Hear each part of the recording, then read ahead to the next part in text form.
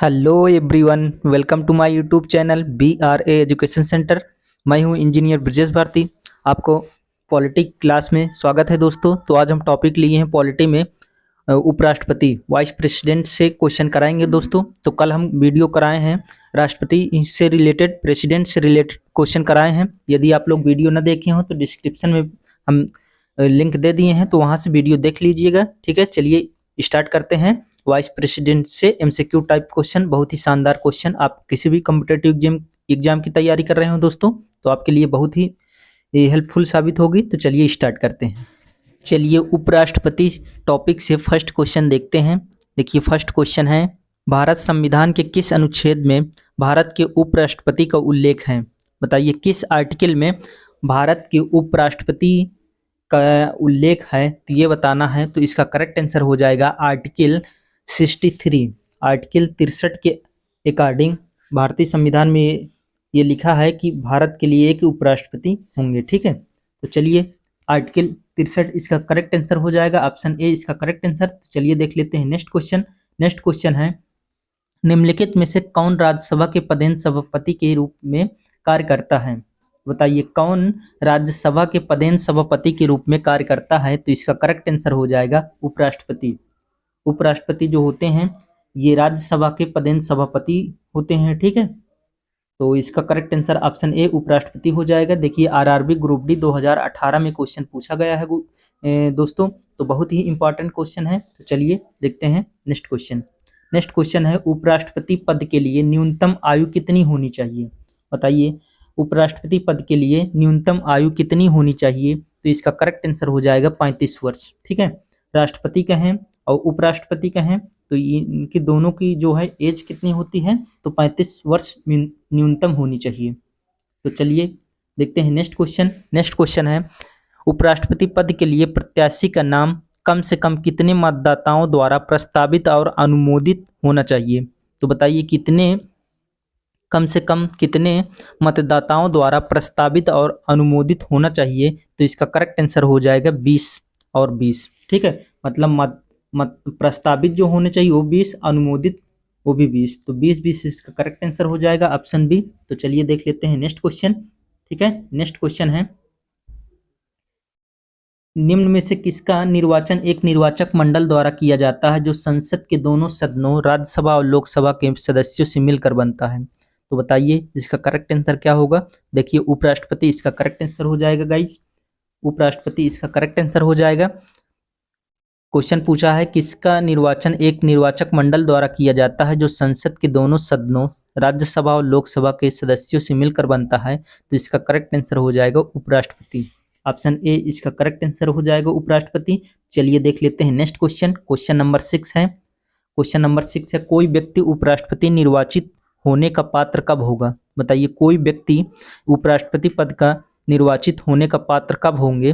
तो पहला ऑप्शन है राज्यसभा का सदस्य होने पर, ऑप्शन बी है लोकसभा का सदस्य होने पर, ऑप्शन सी है दोनों, और ऑप्शन डी है इनमें से कोई नहीं। तो इसका करेक्ट आंसर हो जाएगा राज्यसभा का सदस्य होने पर। तो राज्यसभा के सदस्य होने पर वो मतलब कि उपराष्ट्रपति निर्वाचित होने के लिए पात्र होंगे। तो ऑप्शन ए इसका करेक्ट आंसर हो जाएगा राज्यसभा का सदस्य होने पर। तो चलिए देखते हैं नेक्स्ट क्वेश्चन। भारत के उपराष्ट्रपति को किसके द्वारा निर्वाचित किया जाता है?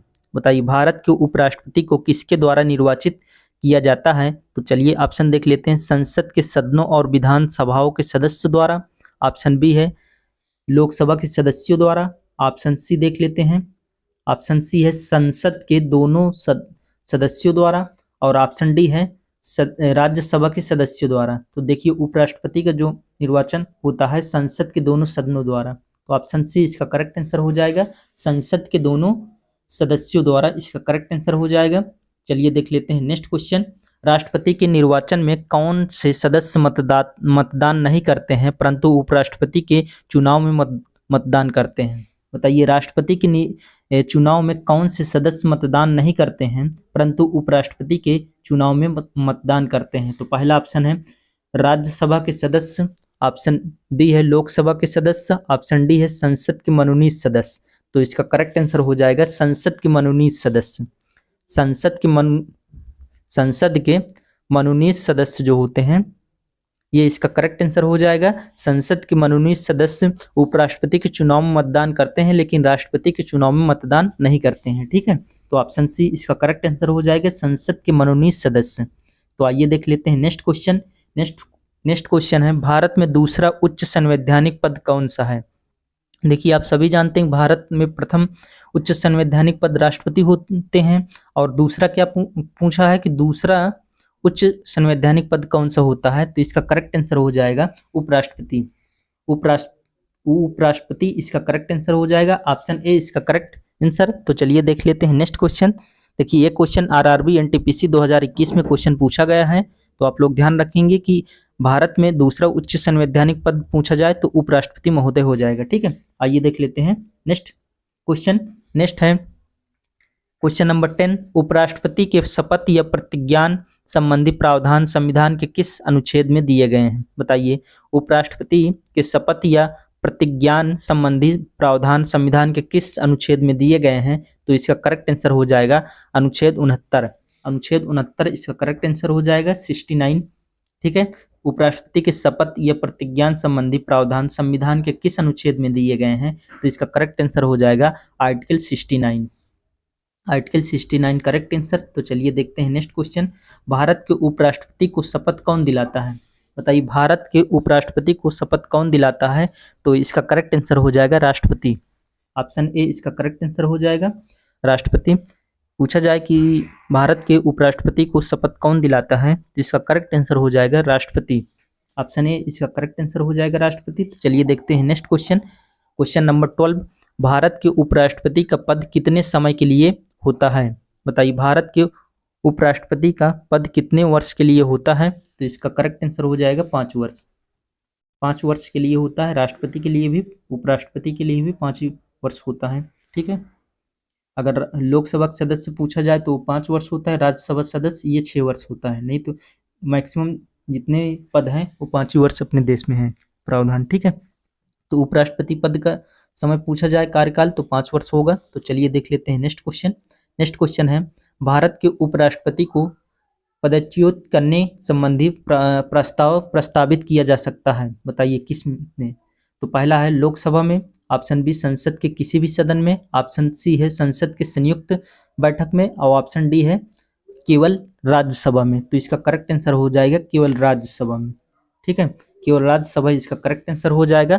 भारत के उपराष्ट्रपति को पदच्युत करने संबंधी प्रस्ताव प्रस्तावित किए जा सकते हैं केवल राज्यसभा में। ठीक है, लोकसभा में नहीं, केवल राज्यसभा इसका करेक्ट आंसर हो जाएगा। तो चलिए देख लेते हैं नेक्स्ट क्वेश्चन।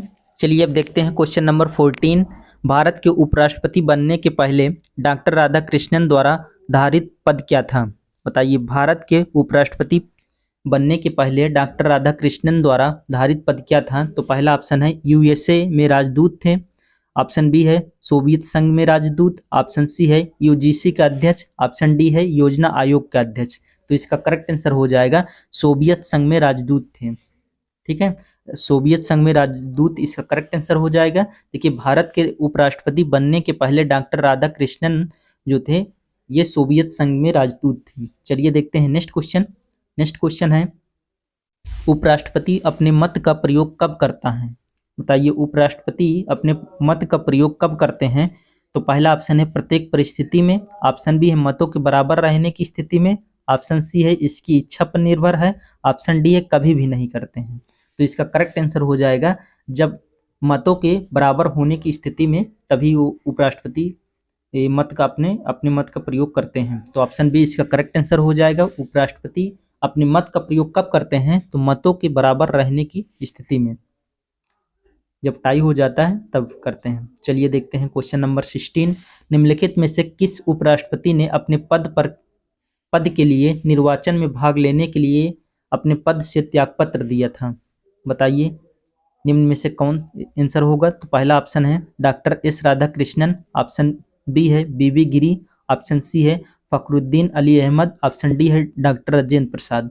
तो इसका करेक्ट आंसर हो जाएगा बीवी गिरी, ऑप्शन बी बीवी गिरी इसका करेक्ट आंसर हो जाएगा। निम्नलिखित में से किस उपराष्ट्रपति ने राष्ट्रपति पद के लिए निर्वाचन में भाग लेने के लिए अपने पद से त्यागपत्र दिए था? तो बीबी गिरी इसका करेक्ट आंसर हो जाएगा। आइए देखते हैं नेक्स्ट क्वेश्चन। नेक्स्ट है, भारत के प्रथम उपराष्ट्रपति थे।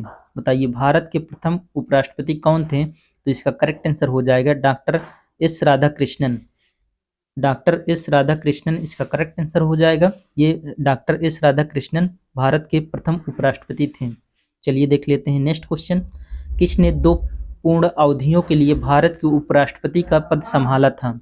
बताइए किसने 2 पूर्ण अवधियों के लिए भारत के उपराष्ट्रपति का पद संभाले थे? तो इसका करेक्ट आंसर हो जाएगा doctor Radhakrishnan. Doctor S Radhakrishnan इसका करेक्ट आंसर हो जाएगा। तो चलिए देख लेते हैं नेक्स्ट क्वेश्चन। क्वेश्चन नंबर 19 है, भारत के उपराष्ट्रपति पर अभियोग किसके द्वारा लगाया जा सकता है? बताइए भारत के उपराष्ट्रपति पर अभियोग किसके द्वारा लगाया जा सकता है? तो पहला ऑप्शन है राज्यसभा, ऑप्शन बी है लोकसभा, ऑप्शन सी है विधान परिषद, ऑप्शन डी है विधानसभा। तो इसका करेक्ट आंसर हो जाएगा राज्यसभा। राज्यसभा इसका करेक्ट आंसर हो जाएगा। तो चलिए देखते हैं क्वेश्चन नंबर 20 है, भारत के वह कौन से एकमात्र दूसरे उपराष्ट्रपति हैं जिन्होंने एस राधाकृष्णन के बाद दूसरी अनुक्रमिक अवधि में पद प्राप्त किए थे? कहने का मतलब है कि पहले राधाकृष्णन थे, उसके बाद कौन उपराष्ट्रपति भारत के बने थे ये बताना है। तो पहला ऑप्शन है के आर नारायण, ऑप्शन बी है doctor Shankar Lal Sharma, option C है MS अंसारी, ऑप्शन डी है BS शेखावत। तो बताइए ये 4 ऑप्शन दिए हुए हैं, इसमें से इसका करेक्ट आंसर क्या है? कमेंट करके आप लोग बताएं। देखिए इसका करेक्ट आंसर हो जाएगा बिल्कुल सही MH अंसारी।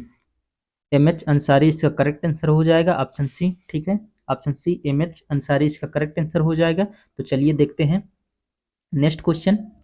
नेक्स्ट क्वेश्चन है 21, निम्नलिखित में से कौन सा व्यय भारत की संचित निधि पर भारित नहीं है?